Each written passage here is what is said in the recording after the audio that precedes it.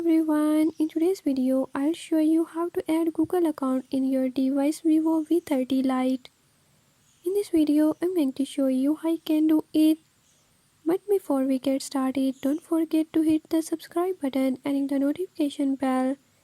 Make sure to watch complete video and learn how you can do it. Let's watch the video.